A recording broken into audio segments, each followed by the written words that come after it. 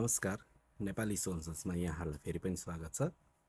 आज चाहिँ हामी त्रिभुवन विश्वविद्यालय परीक्षा नियन्त्रण कार्यालय बर्खुद्वारा चाहिँ जुन यो वार्षिक प्रणाली शिक्षाहरूको विद्यार्थीहरूको लागि चाहिँ अहिले चाहिँ फर्म भर्ने चाहिँ अनलाइनबाटै सिस्टम बनाएको छ र त्यही सिस्टमबाट चाहिँ हामी चाहिँ अब नयाँ फर्म चाहिँ कसरी भर्ने, एक्जामको फर्म चाहिँ कसरी भर्ने बारेमा हेर्न गइरहेका छौँ। जस्तै अहिले चाहिँ 2082 साल प्रथम वर्षको चाहिँ नियमित परीक्षार्थीहरूको चाहिँ परीक्षा फारम खुलेको छ। सो त्यसको चाहिँ हामीले अनलाइन सिस्टमबाट नै फारम भर्न सक्ने छ है त। सो त्यही चाहिँ हामीले कसरी गर्ने भनेर चाहिँ बारेमा हेर्नेछौँ र अहिले चाहिँ मैले मोबाइलबाट गरेको छु। सो त्यही भएर तपाईँले चाहिँ कसरी गर्ने भन्ने कुराहरू यहीँ हेर्नु होला। सो परीक्षा नियन्त्रण कार्यालयले पनि यो सूचना जारी गरिसकेको छ कि कसरी के गर्ने भन्ने कुराहरू हुन्छ। सुरुमा तपाईँले फर्म भर्नुहुन्छ अनि फर्म भरिसकेपछि चाहिँ तपाईँको चाहिँ त्यसपछि चाहिँ क्याम्पसले भेरिफाई गर्छ र क्याम्पसले भेरिफाई गरिसकेपछि चाहिँ त्यसपछि बल्ल तपाईँको चाहिँ फारम चाहिँ एप्रुभ हुन्छ है त। र पछि गएर तपाईँले मलाई लाग्छ परिचयपत्र पनि यही तपाईँको अनलाइन पोर्टल सिस्टमबाट नै निकाल्न सक्नुहुनेछ। फारम भर्नको लागि चाहिँ तपाईँले कुनै पनि एउटा ब्राउजर खोल्नु होला। सो मैले चाहिँ गुगल क्रोम खोलेको छु भने यहाँ गएर चाहिँ जुन त्यो student.tuexam.edu.mp मै जानु होला। योभन्दा अगाडि हामीले चाहिँ यही पोर्टलबाट नै तपाईँले ट्रान्सक्रिप्ट अनलाइन कसरी एप्लाई गर्ने पनि यही पोर्टलबाट नै हो। त्यो सँगसँगै तपाईँले अनलाइन फर्म भर्ने पनि यही पोर्टल हो है। सो यसमा जानु होला। पोर्टलमा गइसकेपछि चाहिँ अब तपाईँले चाहिँ अब त्यही पहिलाकै छ भने त अब युजर नेम पासवर्ड गर्ने हो। अब अहिले मैले सुरुदेखि नै गर्न लागेको छु। सो त्यही भएर म चाहिँ यहाँ साइन अपबाट गर्छु। यहाँ तल हेर्नुहोस्, if you already have the registration number sign up here भनेको छ। रेजिस्ट्रेसन नम्बर चाहिँ तपाईँ फर्स्ट इयरहरूको चाहिँ क्याम्पसमा आइसकेको छ। जसलाई आफ्नो रेजिस्ट्रेसन नम्बर थाहा छैन उसले चाहिँ क्याम्पसमा गएर आफ्नो रेजिस्ट्रेसन नम्बर लिनु होला है त। सो लिइसकेपछि चाहिँ तपाईँले फारम भर्न सक्नुहुनेछ। ओके, सो म चाहिँ यहाँ if you already have registration number sign up here भन्नेमा जान्छु। यहाँ गइसकेपछि चाहिँ अब मैले सबै डिटेलहरू भर्छु, user ID, passport, full name, registration. अब यो सबै मैले पहिल्यै ट्रान्सक्रिप्ट भर्नेमा नै मैले यसको बारेमा एक्सप्लेन गरिसकेको छु। त्यसमा एकचोटि डिटेलली हेर्नु होला। यो के हो न, अहिले मैले ससा भर्दै जान्छु है त यो डिटेलहरू। ओके, सो मैले यहाँनिर चाहिँ रेजिस्ट्रेसन गर्दाखेरि चाहिँ के इस्यु आएको छ भन्दाखेरिमा registration detail are not found, please check your registration card भनेको छ है। अब यो चाहिँ थुप्रै विद्यार्थीले चाहिँ यो इस्यु चाहिँ भोग्नु परेको छ क्या। अब यो चाहिँ किन भन्दाखेरिमा चाहिँ तपाईँको क्याम्पसले चाहिँ जुन त्यो रेजिस्ट्रेसन इन्ट्री गर्छ नि, रेजिस्ट्रेसन इन्ट्री गर्ने बेलामा चाहिँ अब तपाईँको केही न केही चाहिँ मिस्टेक गरिदियो क्या। आइदर तपाईँको फुल नेम मिस्टेक गरिदियो, अथवा तपाईँको रेजिस्ट्रेसन नम्बर मिस्टेक गरिदियो, अथवा तपाईँको डेट अफ बर्थ मिस्टेक गरिदियो, अथवा तपाईँको फादर नेममा मिस्टेक गरिदियो। यो चारवटा मध्ये कुनै एउटा पनि डिटेल तपाईँको रेजिस्ट्रेसनसँग म्याच भएन भने चाहिँ तपाईँको चाहिँ यो रेजिस्ट्रेसन इस्यु भनेर यसमा आउँछ र जसले गर्दाखेरि तपाईँको साइनअपै हुँदैन। अब मेरो पनि यही इस्यु आयो र मैले चाहिँ बल्खुमा गएर बुझेँ होइन। बल्खुमा गएर बुझ्दाखेरि चाहिँ मेरो यहाँ फादर नेममा चाहिँ रामबहादुर तामाङ हुनुपर्नेमा चाहिँ मेरो आफ्नै नाम उमेश तामाङै राखिदिएको रहेछ क्या। सो यसरी चाहिँ यस्तो मिस्टेक गर्छ। अब क्याम्पसले फर्म इन्ट्री गर्दाखेरि, रेजिस्ट्रेसन इन्ट्री गर्दाखेरि एकदम फास्टमा गर्छ। सो फास्ट गर्ने बेलामा चाहिँ अब यो डिटेलहरू मिस्टेक गरिदिएको हुन्छ। त्यो कारणले गर्दाखेरि चाहिँ तपाईँले चाहिँ अलिकति दुःख चाहिँ पाउनुहुन्छ। अब यो सच्याउनको लागि चाहिँ तपाईँ चाहिँ बल्खु अफिसमा गएर तपाईँको आइटी शाखामा गएर चाहिँ तपाईँले चाहिँ यो इस्युलाई सल्भ गर्न सक्नुहुन्छ। त्यहाँ चाहिँ करेक्सन गरेर गर्नुहुन्छ। सो मैले नि सल्भ गरिदिइसकेको छु र मेरो इमेल आइडी र पासवर्ड पनि भइसकेको छ। अब म चाहिँ साइन इन गर्छु है त। अब म भइसकेपछि म साइन इन गरेँ। साइन इनमा मेरो युजर नेम र पासवर्ड हाल्छु। मैले युजर नेम र पासवर्ड चाहिँ म साइन इन गरेँ। यसो साइन इनमा क्लिक गरिसकेपछि चाहिँ हामी चाहिँ अब ड्यासबोर्डमा खोलिसकेका छौँ। अब यो ड्यासबोर्ड त तपाईँले थाहा छँदैछ, तपाईँको हाम्रो जुन यो ट्रान्सक्रिप्ट एप्लाई गरेको ड्यासबोर्ड थियो त्यसैमै नै हो।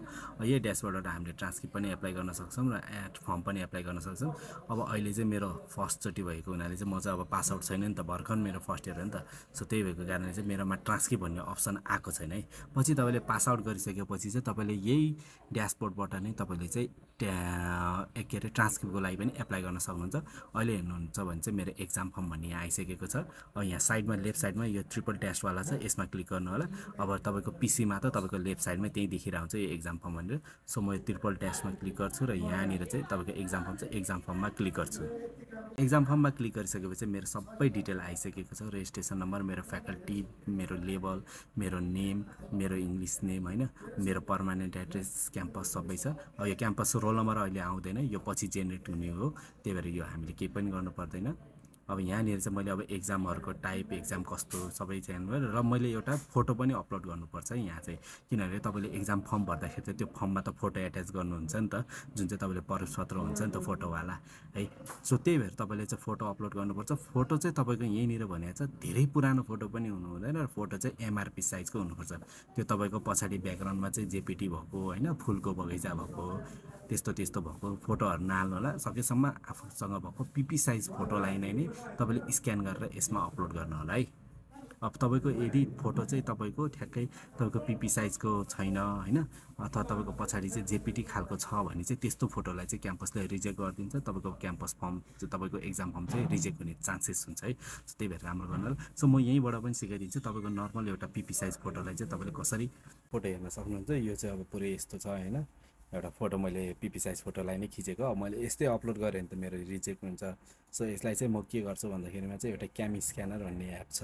त्यो तपाईँहरूले नि प्ले स्टोरबाट डाउनलोड गर्नु होला होइन क्यामी स्क्यानरमा जानु होला त्यहाँनिरबाट चाहिँ अब तपाईँको चाहिँ फोटोलाई चाहिँ तान्नु होला यहाँ गर्नु इम्पोर्ट इमेज गर्नु यहाँबाट मैले फोटोलाई तानेँ है यसलाई तानेर मैले इम्पोर्ट गरेँ इम्पोर्ट गरिसकेपछि क्यामी स्क्यानरले अटोमेटिकली उसै देखाउँछ अब यसमा चाहिँ सही गरेँ मैले राइट गरेँ सेभ गरेँ सो यसलाई अब यो भइसक्यो अब यसलाई म यसलाई मेरो सेभ टु ग्यालरी गरिदिन्छु है ओके यति भइसकेपछि चाहिँ अब हामी फर्म सेक्सनमा जाऊँ सो अब यहाँ फर्म सेक्सनमा चाहिँ अब हामी डिटेल भर्न थालौँ है त सो यहाँनिर चाहिँ अब मेरो सेलेक्ट एक्जाम सेलेक्ट गरेर अहिले भनेको मेरो फर्स्ट इयरको फर्म खुलेको तपाईँको पछि पछि गएर अब थुप्रै फर्महरू अब यो सिस्टमबाट नै हो अब तपाईँले अनलाइन फर्मबाट बिबिएस बिएड बिए बिएससी 4 वर्षवाला प्रोग्रामहरू सबैको फर्म तपाईँले अब यही अनलाइनबाटै भर्न सक्नुहुन्छ है हरेक इयरको अब अहिले फर्स्ट इयरको खुलेको छ फर्स्ट इयरको सेकेन्ड इयरको खुल्छ सेकेन्ड इयरको सबैको यहीँबाट भर्न सक्नुहुन्छ यहीँनिर आउँछ सबै सेक्सन आफ्नो एक्जाम कुन हो त्यो सेलेक्ट गरेर चाहिँ ध्यान दिएर भर्नु होला सो मेरो अहिले यहाँनिर मैले 2082को फर्स्ट इयर रेगुलर विद्यार्थी हो मैले त्यसको सेलेक्ट गर्दैछु त्यसपछि मेरो एक्जाम टाइप भनेको रेगुलर केही गर्नु परेन मेरो फ्याकल्टी भनेको म्यानेजमेन्ट अहिले भनेको सबै खुलेकै छ यहाँनिर त्यसपछि मेरो लेभल भनेको यहाँनिर मैले ब्याचलर सेलेक्ट गरेँ त्यसपछि मेरो प्रोग्राम भनेको कुन हो मेरो बिबिएस होइन त्यसपछि मेरो पार्ट भनेको कुन हो फर्स्ट इयर अब यो सबै चाहिँ किन मिलेर आएको भन्दाखेरिमा चाहिँ अब जस्तै यहाँनिर हेर्नु त फ्याकल्टीमा मैले म्यानेजमेन्ट पाएँ घरको एजुकेसन सेलेक्ट गर्न पाएन नि होइन यहाँ तल पनि प्रोग्राममा मेरो बिबिएस मात्र छ बिएड बिएड आएको छैन किन भन्दाखेरिमा चाहिँ यसले चाहिँ मेरो रेजिस्ट्रेसनको डिटेल टानेको छ क्या मैले रेजिस्ट्रेसन गर्दाखेरि चाहिँ मैले फ्याकल्टी म्यानेजमेन्ट अनि म चाहिँ बिबिएस फ्याकल्टीको हो नि त त्यो गर्दाखेरि चाहिँ मैले त्यही अनुसारको भरेको हुनाले चाहिँ मैले त्यही भएर मेरो यहाँ सबै मजाले मिलेर आएको छ मैले केही पनि भन्नु परेन मैले गर्ने भनेको यहाँ एउटा प्रोफाइल पिक्चरमा क्लिक गरेँ र यहाँनिर चाहिँ मैले फोटो चुज गरेँ मेरो फोटोलाई क्यामी स्क्यानरबाट गरेको फोटो हालेँ अपलोड गरेँ अब यहाँनिरै मेरो सब्जेक्ट भनेको यो सबै सब्जेक्टहरू बाई डिफल्टै आइसकेको छ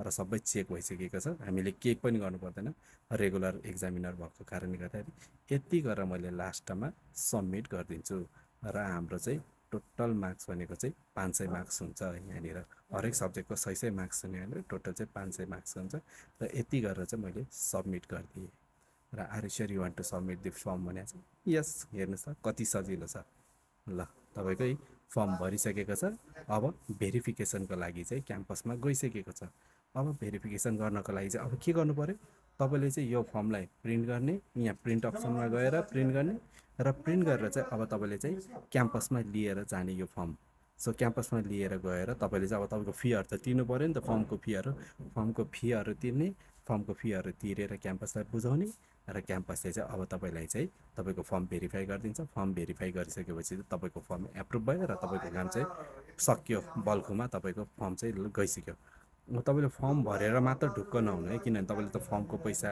होइन अब कति कति क्याम्पसकोमा त एक्जामको फी पनि तिर्न बाँकी हुन्छ फर्म भर्दाखेरि होइन सो त्यो पनि हुनसक्छ त्यही तपाईँले चाहिँ यो प्रिन्ट गरेर चाहिँ तपाईँले फर्म अनि भेरिफिकेसनको लागि चाहिँ क्याम्पसमा गएर चाहिँ यो चाहिँ बुझाउनुपर्छ है तपाईँले यो फी यो दिएर त्यो सँगसँगै तपाईँको फर्म फी बुझाउनुहोस् अनि त्यसपछि चाहिँ तपाईँको काम चाहिँ सक्यो है त ल सो यसरी यो पक्ने त म तपाईँलाई प्रिन्ट पनि गरेर देखाउँछु कस्तो खालको हुन्छ भनेर हेर्नुहोस् त प्रिन्ट गरिसकेपछि चाहिँ तपाईँको चाहिँ यस्तो खालको फर्म आउँछ यो एक्जाम फर्म जस्तै नै हो तपाईँले सबै भरेको डिटेलहरू सबै यसैमा आउँछ डिटेलहरू सबै तपाईँको अब अहिले चाहिँ एक्जाम रोल नम्बर छैन अब यो चाहिँ पछि तपाईँले यही एउटा प्रिन्ट गरेको डकुमेन्ट चाहिँ यो लिएर चाहिँ अब तपाईँ क्याम्पसमा जानु पऱ्यो यसको दुई साइडपट्टि हुन्छ 2 पेज आउँछ यसमा सो यसमा चाहिँ तपाईँले अब बाँकी रहेको डिटेल चाहिँ तपाईँले म्यानुअली भर्नु पऱ्यो, जस्तै सिग्नेचरहरू हाल्नु पऱ्यो होइन तपाईँको।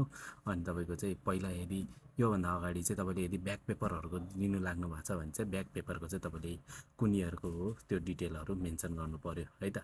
सो यति भएर चाहिँ अब तपाईँले चाहिँ क्याम्पस प्रशासनमा बुझाउने र बुझिसकेपछि चाहिँ एक्जाम फर्मको पैसा तिरेर अनि तपाईँले चाहिँ तपाईँको चाहिँ एक्जाम फर्म चाहिँ सक्सेसफुल्ली भर्न सक्नुहुन्छ है त। ओके, सो हाम्रो आजको भिडियो चाहिँ यही भइहाल्यो। अबबाट चाहिँ तपाईँले एक्जाम फर्म भर्नलाई चाहिँ तपाईँले क्याम्पसमा गइरहनु पर्दैन, तपाईँले चाहिँ अनलाइनबाटै फर्म भर्ने र आफ्नो साथीहरू कोही छ भने यो भरेर तपाईँले पठाउँदा पनि हुन्छ र त्यसपछि फी तिर्दा पनि हुन्छ है त। यसरी चाहिँ तपाईँले अनलाइनबाटै एक्जाम फर्म भर्न सक्नुहुनेछ। भिडियो कस्तो लाग्यो कृपया लाइक कमेन्ट सेयर गरिदिनु होला। नयाँ हुनुहुन्छ भने च्यानललाई सब्सक्राइब गरिदिनु होला। फेरि पनि हामी अर्को भिडियो पुनः लिएर आउनेछौँ र तबसम्मको लागि चाहिँ बिदा दिनुहोस्। धन्यवाद।